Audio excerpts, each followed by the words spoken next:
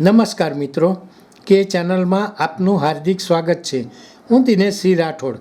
આજે આપણે જોઈશું રૈયા ફાર્મના ગર્ભ ટ્રાન્સપ્લાન્ટ લેબની મુલાકાત લેતા સહકાર મંત્રી અમિતભાઈ શાહ.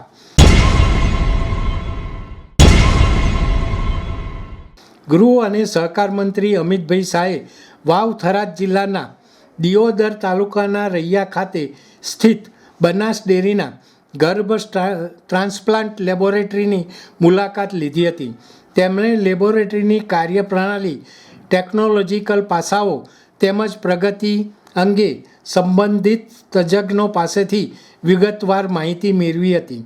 બનાસ ડેરી દ્વારા એનડીબી તથા એનડીએસના સહયોગથી આધુનિક ટેકનોલોજી આધારિત એમ્બ્રિયો ટ્રાન્સફર કાર્યક્રમ અમલમાં મૂક્યો છે.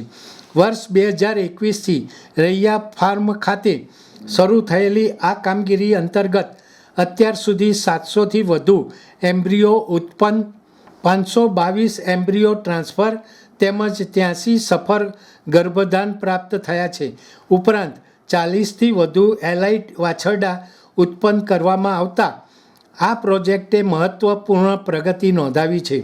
વર્તમાન સમયમાં ભીલડી ખાતે Banas bovine breeding and research centre સ્થાપિત કરવાની કામગીરી ઝડપભેર આગળ વધી રહી છે.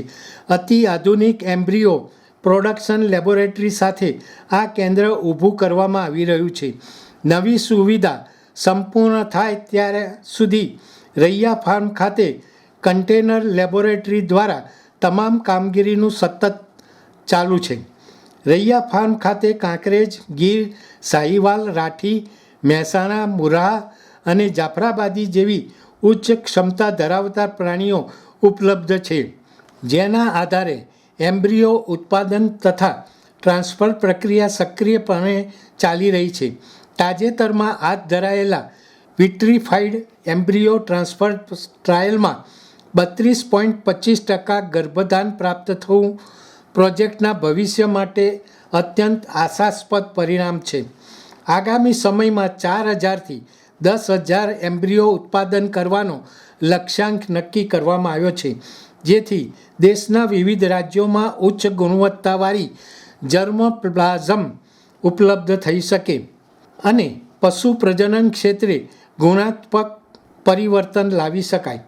મુલાકાત દરમિયાન કેન્દ્રીય મંત્રી મુરલીધર મોહોલ, કૃષ્ણપાલ ગુર્જર, સંસદીય પરામર્શ સમિતિના સભ્યો, રાજ્યના મંત્રી જીતુભાઈ વાઘાણી, ઋષિકેશ પટેલ, પ્રવીણભાઈ મારી, સહકાર સચિવ આશીષ ભૂતાની, અમૂલના ચેરમેન અશોક ચૌધરી સહિત મહાનુભાવો અને અધિકારીઓ ઉપસ્થિત રહ્યા હતા.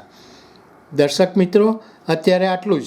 આવા વધુ સમાચારો માટે જોતા રહો કે ચેનલ. નમસ્કાર.